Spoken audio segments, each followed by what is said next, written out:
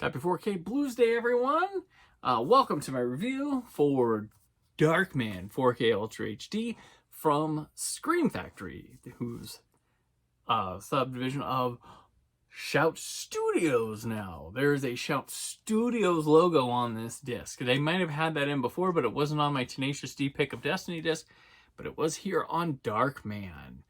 This one was released on February 20th, which, funny enough, almost 10 years to the day from their Blu-ray release, collector's edition. This came out February 18th, 2014, which I was stunned. I didn't feel like it had been that long since this came out, but it had been. So let's dive into this updated version for 4K Ultra HD. We'll take a look at the packaging. Comes with a slip cover, obviously probably the first pressing. Like much of the Screen Factory 4K Ultra HD upgrades, they've decided to forego any commissioned artwork like they had before on these and just go straight for the poster art or popular VHS cover art that may have been in the past. There's no reversible cover. When you open it up, you got two discs. You have the 4K Ultra HD disc and then the standard Blu-ray disc. We'll get to what's on everything here in just a moment. But yeah, this is Darkman, out February 20th. 4K Ultra HD Blu-ray. I did review the standard Blu-ray back in 2014 on whysoblu.com, so you can search that site for me and my review.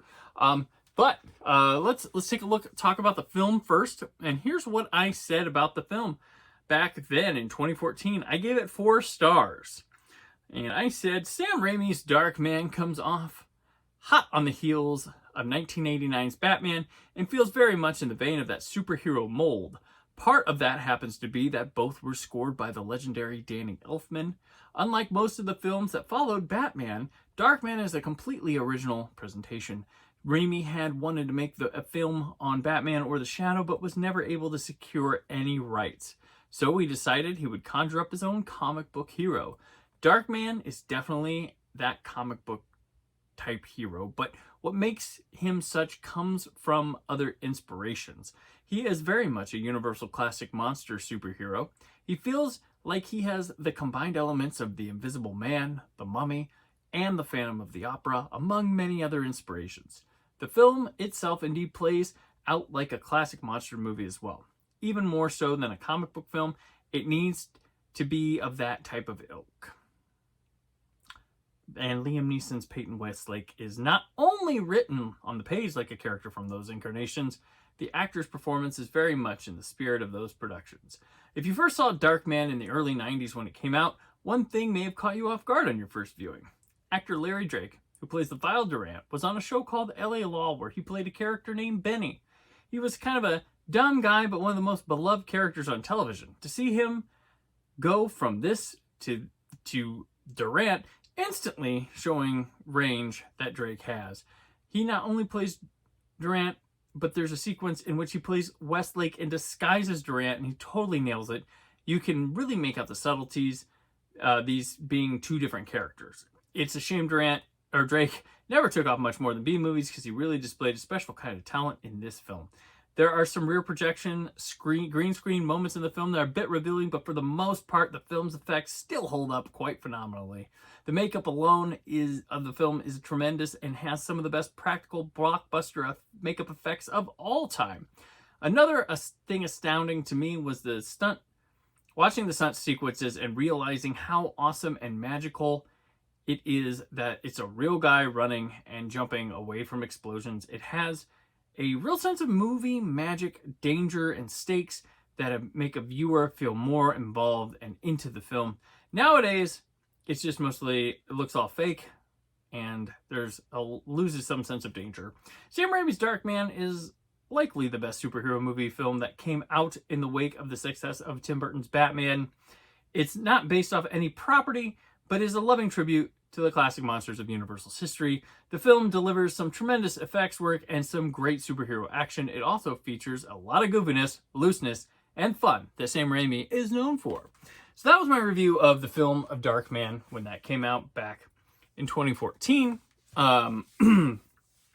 So, the disc, let's talk about the video transfer of this one. This one boasts a brand new 4K transfer from the original negative, and looks gorgeous. I mean, there's so much detail rippling here. There's a nice layer of grain, the depth very much improved. Now, when I mentioned in my review, and I talked about some rear projection green screen effects showing a little much, that is true here, but it's only like certain insert shots, and it feels like Raimi actually knew it as well, because he tries to quickly cut away from them, only using them where he has to. But there's a lot of his camera movements that improve with this that look cool, like the depth and the wideness of the lens, and how he likes to move the camera around. There's a lot of patterns that show up a lot better here in the 4K transfer. Color saturation and pop of things, like fire, the rages here, bright orange, bursting reds. But even on the Darkman, his makeup holds up so well. It's even more impressive with this transfer. You get all the goopiness and everything like that. So definitely cool. And it's got natural blacks, which help enhance things, especially with like some fog scenes and all the dark lab scenes. And there's some nighttime sequences, especially in the finale. And it feels like a more complete movie, and it feels, the best thing about it is it feels like of its time. It feels like a movie from 1990, not some like cleaned up thing. It definitely feels right there, right at home, and it's gorgeous. The audio track. So I want to go back here. This one has English 5.1, DTS HDMA, master audio, as well as a stereo track here. 2.0, and then you get English SDH subtitles. I gave the audio on this one, well, let's go back. Video, let's give it a 4.5 out of 5, close to a 5, not quite there. The audio, I want to mention, I give it a 3.5 out of 5. I thought it was a lot better here. Like, I want to give it a 4 or a 4.5. On this time around, so I'm gonna go back. It's probably the same track, it just displays a lot better here. I don't know why, but this was a lot more fun. I felt a lot more involved. I do know that when I reviewed it before, I had a completely different sound system than I do now. I wasn't even in 4K land then. I didn't have my Atmos setup, which this 5.1. So maybe it was me. Maybe that's why I was low. But I really enjoyed this soundtrack this time. So I want to bump that to make up for last time. I'll give it a 4.5 out of 5. So we're at 4.5, 4.5. Going to the extras, which I gave a perfect score last time. They're all carried over here. We have some new ones, but let's first go over.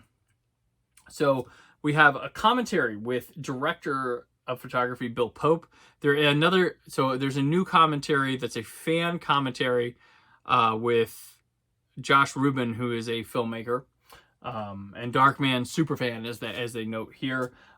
Carrying over here are the interview with Liam Neeson from the last one, the Larry Drake interview, the Tony Gardner, the makeup designer's interview, all the henchmen in the film have a chat. There's a production designer interview.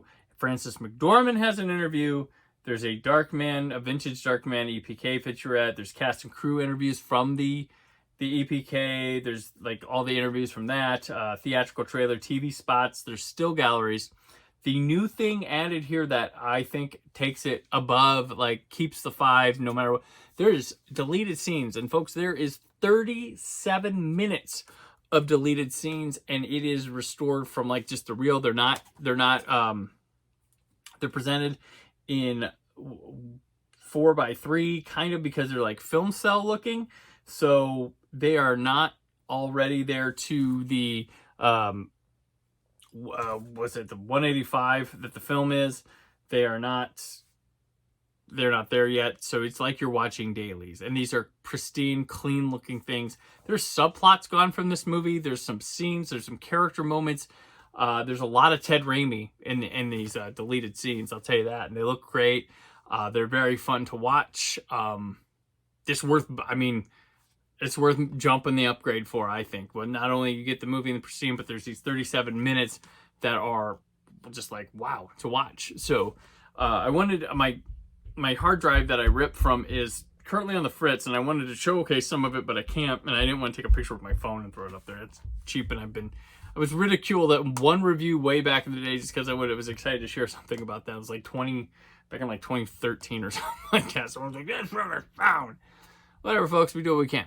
So yeah, this Darkman, overall, this upgrade, I'm gonna give a 4.5. This is essential. Like, they made the essential Darkman release. They did that on Blu-ray, and they did it even more so here. I guess all that's left is an Atmos and a Raimi commentary or something like that. But right now, this is the best you can do. I mean, this is great stuff. Pick it up from Scream Factory. Upgrade, just easy upgrade. Go ahead, go sell this on eBay. Get enough to discount yourself on this, and pick up Darkman.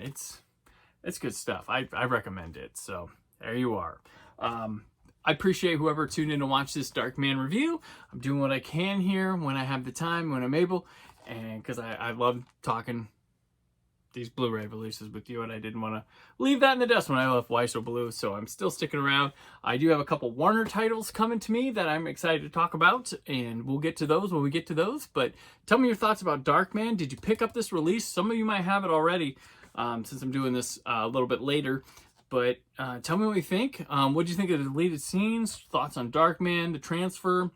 Anything you want to talk about below? And if you have questions, put them down there. I might be able to answer for you.